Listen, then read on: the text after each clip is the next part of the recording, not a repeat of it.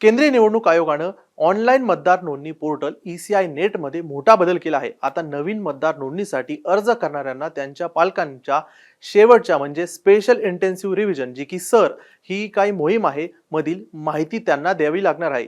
यात मतदान केंद्राचा नंबर आणि मतदार यादीतील क्रमांकापर्यंतचा तपशील मागितला जात आहे. विशेष म्हणजे कायद्यानं विहित केलेल्या प्रक्रियेनुसार फॉर्म 6 मध्ये अद्याप अधिकृत बदल करण्यात आलेला नाही.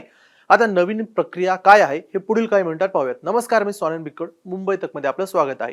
ECI नेट पोर्टलद्वारे नवीन मतदार नोंदणी, नावात बदल किंवा नाव कमी करण्यासाठी अर्ज करता येतो. आता ऑनलाईन सादर केल्या जाणाऱ्या फॉर्म 6 मध्ये डिक्लेरेशन फॉर्म नावाचा एक नवीन भाग जोडण्यात आलेला आहे.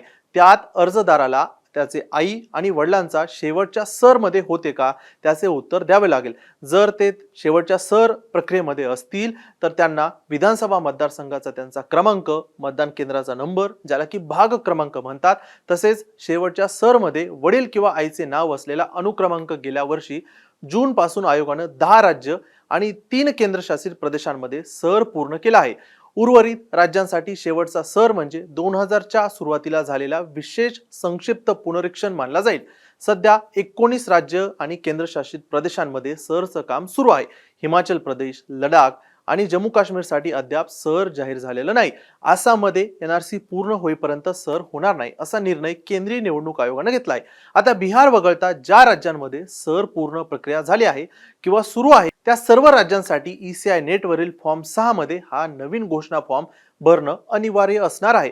जर पालक शेवटच्या सर प्रक्रियेमध्ये सहभागी नसतील तर नाही हा पर्याय निवडून त्यांची नावे किंवा इपिक क्रमांक त्यांना द्यावा लागेल. आता कायदा काय सांगतो तर घटनेतील कलम 326 नुसार पात्र प्रौढ नागरिकाला मतदार म्हणून नोंदणी करण्याचा अधिकार आहे. जनप्रतिनिधित्व कायदा 1950च्या कलम 28 नुसार फॉर्म 6 मध्ये कोणताही बदल करायचा असेल तर तो केंद्रीय विधी मंत्रालयानं राजपत्रात अधिसूचना काढून करावा लागतो आणि तो संसदेत देखील मांडावा लागतो. मग आता बदल झाला आहे का तर नाही. 24 जून 2025 रोजी केंद्रीय निवडणूक आयोगानं सर जाहीर केल्यापासून आतापर्यंत विधी मंत्रालयानं फॉर्म 6 मध्ये कोणताही बदल राजपत्रात प्रसिद्ध केलेला नाही. ECI नेट वरून डाउनलोड करता येणाऱ्या प्रिंट करणाऱ्या फॉर्म 6 मध्ये हा नवीन म्हणजे सर घोषणा फॉर्म याचा भाग नाही. यावरून कायदेशीर प्रक्रिया पूर्ण न करताच ऑनलाईन पोर्टलमध्ये बदल करण्यात आला आहे हे स्पष्ट होतं. याबाबत आयोगानं कोणतंही उत्तर दिलेलं नाही. आता नवीन मतदारांसाठी याचा काय अर्थ आहे? अलीकडेच 18 वर्ष पूर्ण असलेल्या तरुणांना त्यांची स्वतःची किंवा पालकांची सर मधील माहिती शोधून द्यावी लागणार आहे. ही माहिती देऊ न शकणाऱ्यांनी अधिक छाननी होईल का तर अद्याप याबाबत स्पष्टता नाही. सध्या केंद्रीय निवडणूक आयोग संपूर्ण मतदार यादी नव्यानं तयार करण्याचं अभूतपूर्व काम करत आहे. यापूर्वीच्या सर मध्ये सर्व मतदारांना कागदपत्रे घेऊन पात्रता सिद्ध करण्यास सांगितलं नव्हतं.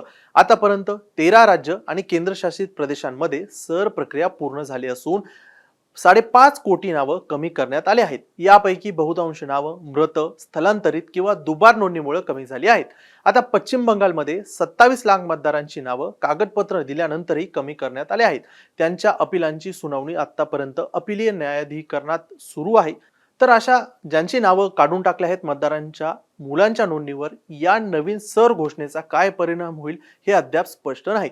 थोडक्यात आता मतदार व्हायचं असेल तर स्वतःचा वयाचा पुरावा नाहीतर आई वडिलांचा मतदार असल्याचा पुरावा देखील द्यावा लागू शकतो. बाकी या सर प्रक्रियेवरती तुमच्या प्रतिक्रिया आम्हाला कमेंटमध्ये सांगा. सर्व राजकीय बातम्या आणि त्याच्या अपडेटसाठी तुम्ही पाहत राहा मुंबई तक.